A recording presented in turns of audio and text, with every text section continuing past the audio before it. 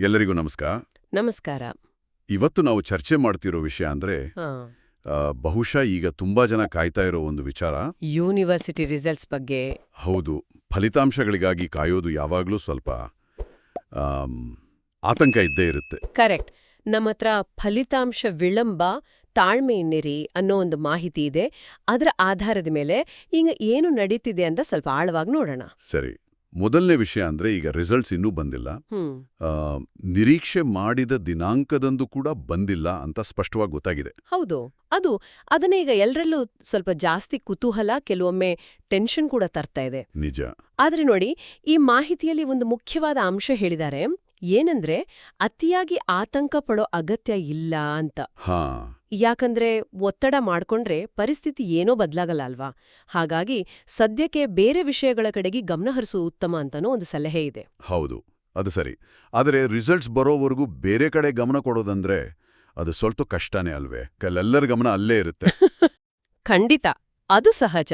ಸರಿ, ಇದರ ಜೊತೆಗೆ ಯೂನಿವರ್ಸಿಟಿಯಿಂದ ಅಧಿಕೃತವಾಗಿ ಮಾಹಿತಿ ಬರೋವರೆಗೂ ಕಾಯಬೇಕು ಅಂತನೂ ಹೇಳಿದ್ದಾರೆ. ಹೌದು, ಅಫಿಷಿಯಲ್ ಅನೌನ್ಸ್ಮೆಂಟ್ಗೋಸ್ಕರ ಕಾಯೋದು ಅನಿವಾರ್ಯ.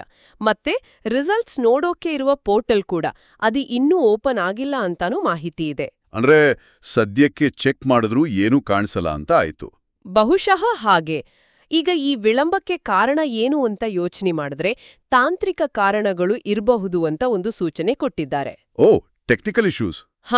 ಅಂದ್ರೆ ಇಷ್ಟೊಂದು ವಿದ್ಯಾರ್ಥಿಗಳ ಡೇಟಾ ಪ್ರಾಸೆಸ್ ಮಾಡುವಾಗ ಸಿಸ್ಟಮ್ ಮೇಲೆ ಲೋಡ್ ಬೀಳೋದು ಅಥವಾ ಏನಾದ್ರೂ ತಾಂತ್ರಿಕ ಅಡಚಣೆಗಳು ಬರೋದು ಇದು ಅಸಾಮಾನ್ಯವೇನಲ್ಲ, ಕೆಲವೊಮ್ಮೆ ಆಗುತ್ತೆ. ಹೌದು, ಅದಾಗ್ಬೋದು. ದೊಡ್ಡ ಪ್ರಮಾಣದಲ್ಲಿ ಪ್ರಾಸೆಸ್ ಮಾಡುವಾಗ ಸಹಜ.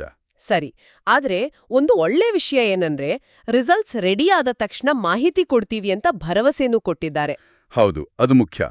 ಅಪ್ಡೇಟ್ ಬಂದ ತಕ್ಷಣ ತಿಳಿಸ್ತಾರೆ. ಹಾಗಾಗಿ ಎಲ್ಲರೂ ಸ್ವಲ್ಪ ಅಲರ್ಟ್ ಆಗಿರ್ಬೇಕು. ಯಾಕೆಂದ್ರೆ ಫಲಿತಾಂಶ ಯಾವುದೇ ಸಮಯದಲ್ಲಿ ಬೇಕಾದ್ರೂ ಬರಬಹುದು ಅಂತಾನೂ ಹೇಳಿದ್ದಾರೆ. ಹೌದು, ಎನಿ ಮೂಮೆಂಟ್ ಅನ್ನೋ ತರ. ಅದಕ್ಕೆ ಸಿದ್ಧವಾಗಿರ್ಬೇಕು ಅಂತ. ಕರೆಕ್ಟ್, ರೆಡಿಯಾಗಿರ್ಬೇಕು. ಸರಿ, ಹಾಗಾದ್ರೆ ಒಟ್ಟಾರೆಯಾಗಿ ನಾವು ಏನ್ ಅರ್ಥ ಮಾಡ್ಕೋಬೇಕು ಅಂದ್ರೆ ರಿಸಲ್ಟ್ಸ್ ಬರೋದು ತಡವಾಗಿದೆ. ಬಹುಶಃ ಇದಕ್ಕೆ ಟೆಕ್ನಿಕಲ್ ಕಾರಣ ಇರ್ಬೋದು. ಸದ್ಯಕ್ಕೆ ಸ್ವಲ್ಪ ತಾಳ್ಮೆ ಬೇಕು. ಖಂಡಿತವಾಗಿಯೂ. ಮತ್ತೆ ಅಂತಿಮವಾಗಿ ಯೂನಿವರ್ಸಿಟಿಯಿಂದ ಅಧಿಕೃತ ಪ್ರಕಟಣೆ ಬರೋವರೆಗೂ ಕಾಯಲೇಬೇಕು.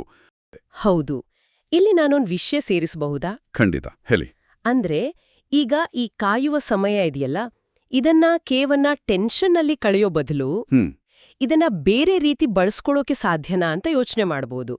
ಉದಾಹರಣೆಗೆ ಮುಂದಿನ ಹಂತಕ್ಕೆ ಏನ್ ಮಾಡಬೇಕು ಅಂತ ಪ್ಲಾನ್ ಮಾಡೋದು. ಓ, ಮುಂದಿನ ಓದಿನ ಬಗ್ಗೆ ಅಥವಾ ಕೆಲಸದ ಬಗ್ಗೆನಾ? ಹೌದು, ಅಥವಾ ಈ ಹಿಂದೆ ಕಲ್ತ ವಿಷಯಗಳನ್ನೇ ಇನ್ನೊಮ್ಮೆ ನೋಡೋದು, ರಿವೈಸ್ ಮಾಡೋದು.